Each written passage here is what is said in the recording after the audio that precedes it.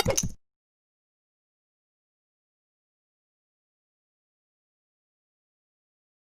વિદ્યાર્થી મિત્રો, મારું નામ ઉર્વશી મેમ છે. આપણે ધોરણ 7 વિષય હિન્દી દ્વિતીય સત્રમાં પાઠ 3 સચ્ચા હીરા આ પાઠની સમજૂતી આપણે ભાગ 1માં શીખી ગયા. અડધા પાઠની સમજૂતી ભાગ 1માં શીખી ગયા. હવે બાકી રહી ગયેલ અડધો પાઠ જે છે એ આપણે ભાગ 2માં શીખવાનો છે.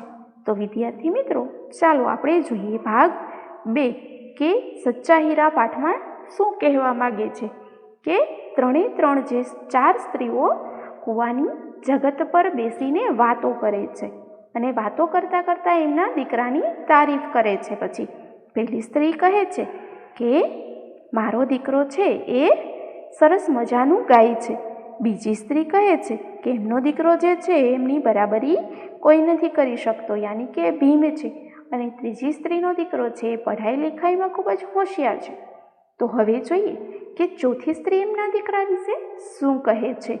વિદ્યાર્થી મિત્રો, ચાલો જોઈએ અધૂરો પાઠ.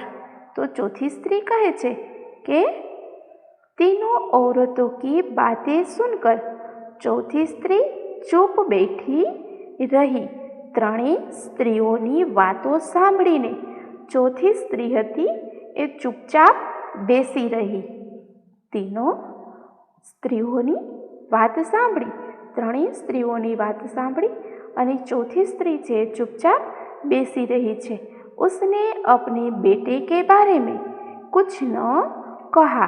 તેને તેમના પુત્ર વિશે કંઈ જ ન કહ્યું. તેને તેમના પુત્ર વિશે કંઈ કહ્યું નહીં. પહેલી ને ઉસે ટોકતે હુએ કહા. એટલે જે પહેલી સ્ત્રી હતી એને ટોકતા કહ્યું. ટોકતા યાની કે રોકના, પૂછતાછ ઘરના. એટલે એમને એમના દીકરા વિશે પૂછતાછ કરતા એમને પૂછ્યું, ક્યો બહન तुम क्यों चुप हो? કેમ બહેન, તું કેમ ચૂપ છે? तुम भी तो अपने बेटे के बारे में कुछ बताओ. તું પણ તારા દીકરા વિશે કંઈક બતાવે, કંઈક કહે અમને. चौथी स्त्री ने बड़े ही सहज भाव से कहा. ચોથી સ્ત્રી હતી એને ખૂબ જ સહજતાથી કહ્યું. ખૂબ જ સહજ યાની કે सरल, नम्र भावे કહ્યું, मैं अपने बेटे की क्या प्रशंसा करूं? હું મારા દીકરાની સી પ્રશંસા કરું? वह न तो गंधर्व सा गायक है, न भीम सा बलवान है और न ही बृहस्पति सा बुद्धिमान है. એ કહે છે કે ન તો એ ગંધર્વ જેવો ગાયક છે, ગંધર્વ જેવો ગાયક પણ નથી, ભીમ જેવો બળવાન પણ નથી અને બૃહસ્પતિ જેવો બુદ્ધિમાન પણ નથી મારો દીકરો. તો હું મારા દીકરાની તારીફ કેવી રીતે કરું? कुछ समय बाद जब वे सब घड़े सिर पर लेकर लौटने लगे तभी किसी का मधुर स्वर सुनाई पड़ा. થોડા સમય પછી જ્યારે તેઓ ઘડો માથે મૂકીને પાછી ફરવા લાગી, જ્યારે ઘર તરફ જઈ રહ્યા હતા એ 4 સ્ત્રીઓ, ત્યારે કોઈનો ગીતનો મધુર સ્વર સંભળાયો. જ્યારે એ 4 સ્ત્રીઓ ઘડા માથા પર લઈ અને જતા હતા ત્યારે કોઈનો મધુર સ્વર સંભળાયો. સરસ મજાના ગીત ગાતા હોય એવો મધુર સ્વર સંભળાયો છે. સુનકર પહેલી સ્ત્રી બોલી. આ સરસ મજાનું ગીત સાંભળી અને તે પહેલી સ્ત્રી બોલે છે. શું બોલે છે? સુનો મેરા હીરા ગા રહા હૈ. મેરા હીરા ગા રહા હૈ એટલે કે સાંભળો, મારો હીરો ગાઈ રહ્યો છે. तुम लोगों ने सुना उसका कंठ कितना मधुर है.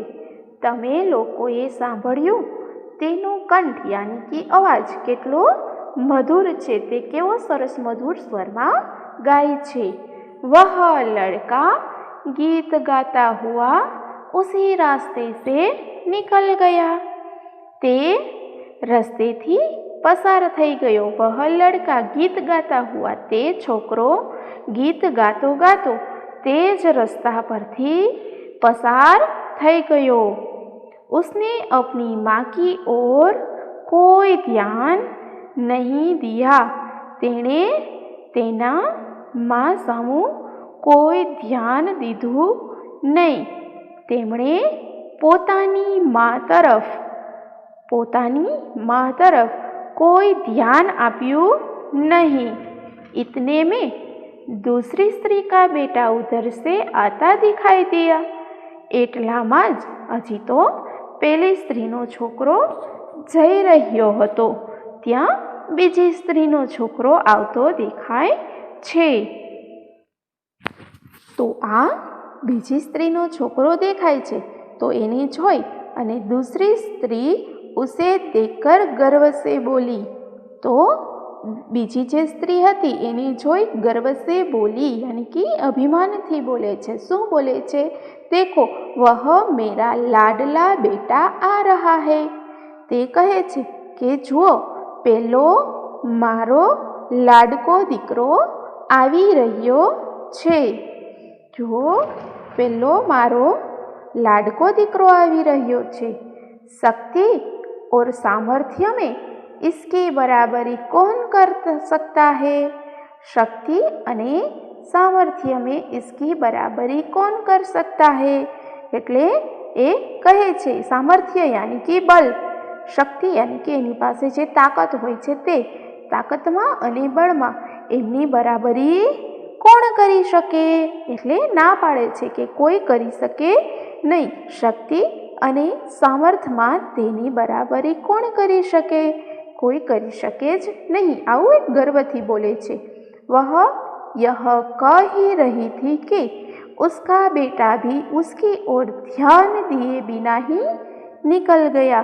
તેટલામાં જ તે હજી તો આમ કહી જ રહી હતી કે મારો દીકરો ઘણો શક્તિશાળી છે, એના સામર્થ્ય ઘણું છે, એમની બરાબરી કોઈ ન કરી શકે।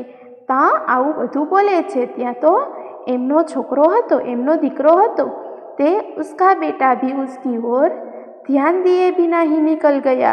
તેમનો દીકરો પણ તેમના તરફ ધ્યાન આપ્યા વિના જ પસાર થઈ ગયો। તેમના દીકરાએ તેમની સામે જોયું પણ નહીં અને ત્યાંથી એ જતો રહ્યો। वे कुछ आगे ही तो बढ़ी तो एकाएक तीसरी स्त्री का बेटा उधर से संस्कृत के श्लोकों का पाठ करता हुआ निकला। वे कुछ आगे ही बढ़ी तो एकाएक તે સ્ત્રીઓ થોડીક આગળ વધી તો ત્યાંથી ત્રીજી સ્ત્રીનો દીકરો સંસ્કૃતના શ્લોકો બોલતો બોલતો નીકળ્યો। એ જે સ્ત્રીઓ હતી એ હજી થોડીક જ આગળ પહોંચી હતી તો એ આગળ પહોંચી હતી તો રસ્તામાં ત્રીજી સ્ત્રીનો જે દીકરો હતો એ પણ સંસ્કૃતના શ્લોક બોલતો બોલતો ત્યાંથી निकलियो। उसके उच्चारण से ऐसा लग रहा था मानो उसके कंठ में साक्षात सरस्वती विराजमान हो। एमना उच्चारणथी ते जे उच्चारणथी श्लोक बोलतो हतो एटले तेमना उच्चारण परथी एवुं लागी रह्युं हतुं के तेमना कंठमां साक्षात सरस्वती देवी विराजमान छे। सरस्वती देवी यानी कि विद्या की देवी। उच्चारण यानी कि बोलना।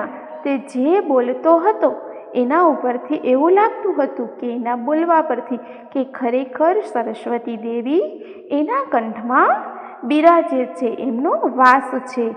तीसरी स्त्री ने गदगद स्वर में कहा। गदगद स्वर में कहना यानी कि अत्यंत आनंदित होकर कहना। એ ખૂબ જ ખુશ થઈ ગઈ અને ખુશ થઈ અને કહે છે શું કહે છે? देखो यही है मेरी गोद का हीरा। गोद का हीरा यानी कि प्यारा बेटा। जो आज छे मारो प्यारो દીકરો। इसे कौन बृहस्पति का अवतार नहीं कहेगा। પછી એ કહે છે કે આને કોણ બૃહસ્પતિનો અવતાર नहीं कहे, परंतु उसका बेटा भी माँ की ओर देखे बिना आगे बढ़ गया, परंतु तेनो दीकरो पण मानी तरफ જોયા વગર જ આગળ નીકળી ગયો. એને જોયું પણ નહીં કે આ મારો દીકરો આવે છે, એ જોયું પણ એમની માં છે એવું જોયું નહીં. એટલે એમનો દીકરો પણ જોયા વગર જ જતો રહ્યો. પેલી સ્ત્રી, બીજી સ્ત્રી અને ત્રીજી સ્ત્રી, ત્રણેય સ્ત્રીના દીકરાઓ પોતાની મા તરફ નજર પણ કરતા નથી અને ત્યાંથી નીકળી જાય છે. वह अभी थोड़ी ही दूर गया था कि चौथी स्त्री का बेटा भी अचानक उधर से आ निकला. ते हजी थोड़े ज दूर गया हता अने गयो हतो, ए छोकरो हतो ते थोड़े दूर ज गयो हतो. त्यां तो चौथी स्त्रीनो दीकरो पण अचानक त्यांथी निकळ्यो. ते हजी थोड़े दूर ज गयो हतो के चौथी स्त्रीनो दीकरो पण अचानक त्यांथी निकळ्यो. वह देखने में बहुत ही सीधा, सादा और सरल प्रकृति का लग रहा था. प्रकृति यानी कि स्वभाव, ते जोवामां ज एकदम सीधो सादो अने सरल स्वभावनो लागतो हतो. उसे देखकर चौथी स्त्री ने कहा, बहन यही मेरा लाल है. एमने जोई अने चौथी स्त्रीए कह्युं, बहन आज मारो लाल छे, आज मारो दीकरो छे. चौथी स्त्री उसके बारे में बता ही रही थी कि उसका बेटा पास आ पहुंचा. चौथी स्त्री हजी तो तेना दीकरा विषे एमने कही ज रही हती, बतावी ज रही हती. એટલામાં તો તેમનો દીકરો તેમની પાસે પહોંચ્યો, તેમની माँ પાસે પહોંચી જાય છે. अपनी माँ को देखकर वह रुक गया और बोला.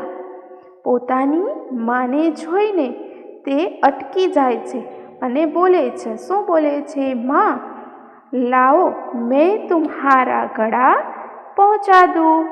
माँ लाओ હું તમારો ઘડો પહોંચા દઉં. એમની માને કહે છે કે માં લાવો હું તમારો ઘડો ઘરે પહોંચાડી દઉં. मना करने पर भी उसने माँ के सिर से पानी से भरा घड़ा उतारकर अपने सिर पर रखा और घर की ओर चल पड़ा. एनी माताए एने मनाई करेली हती के ना हूँ लई जाऊँ छूँ घरे, छतां पण ए शुं कहे छे के ना पाड़वा छतां पण तेमणे माने माथेथी, एमनी माताना माथेथी पाणी भरेलो घड़ो उतारीने पोताना माथे मूक्यो अने घर तरफ चालवा लाग्यो.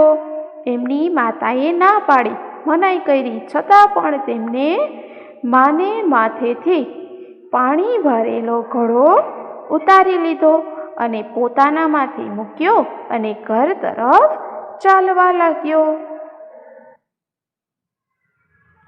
तीनों औरतें बड़े ही आश्चर्य से चौथी स्त्री के बेटे को देखती रही. ત્રણેય સ્ત્રીઓ ખૂબ જ નવાઈથી ચોથી સ્ત્રીના દીકરાને જોતી રહી જાય છે. एक वृद्ध महिला जो बहुत देर से इन औरतों के पीछे चलती हुई इनकी बातें सुन रही थी. એ વૃદ્ધ મહિલા હતી, એ ઘણીવાર એ સ્ત્રીઓની પાછળ ચાલતી ચાલતી એમની વાતો સાંભળી રહી હતી. એ પાસ આવી અને શું કહે છે? પાસ આકર બોલી, देखती क्या हो यही सच्चा हीरा है. શું કહે છે? सच्चा हीरा होना यानी कि अच्छा आदमी होना प्रशंसा करने लायक व्यक्ति होना के एमनी प्रशंसा करे छे। तो एक वृद्ध महिला जो बहुत देर से इन औरतों के पीछे चलती हुई इनकी बातें सुन रही थी, पास आकर बोली, देखती क्या हो, यही सच्चा हीरा है કે તમે બધા જોવો છો આ જે સાચો હીરો છે। એ વૃદ્ધ મહિલા એટલું કહે છે અને જે પેલી 3 સ્ત્રીઓ હોય છે એ ચોથી સ્ત્રીના દીકરાને જોઈ જ રહે છે। તો વિદ્યાર્થી મિત્રો, અહીંયા આવો સરસ મજાનો પાઠ પૂરો થાય છે। સરસ મજાની કહાની આપણે જોઈ કે વ્યક્તિમાં ગુણ ભલે ઓછા હોય પણ એનું કર્મ સારામાં સારું હોવું જોઈએ। જ્ઞાન ભલે ઓછું હોય પણ એમનામાં કર્મ સારા હોવા જોઈએ। પહેલી 3 સ્ત્રીના દીકરા હતા, તેનામાં જ્ઞાન ઘણું હતું પણ છતાં પણ એમને એ મા તરફ જોતા પણ નથી। જ્યારે ચોથી સ્ત્રીના દીકરામાં જ્ઞાન ઓછું હતું પરંતુ એનામાં કર્મ કરવાની ભાવના હતી, એ કર્મવીર હતું। એટલે એમની મા પાસે આવે છે અને પાણી ભરેલો ઘડો લઈ અને ઘર સુધી પહોંચાડી દે છે। તો આવો સરસ મજાનો પાઠ આપણે શીખી ગયા। તો આ જ પાઠ તમારે બંને વિડીયોમાંથી જોઈ અને શીખવાનો છે અને પછી તમારી સ્વપોથીમાં પૂરવાનો છે। નમસ્કાર।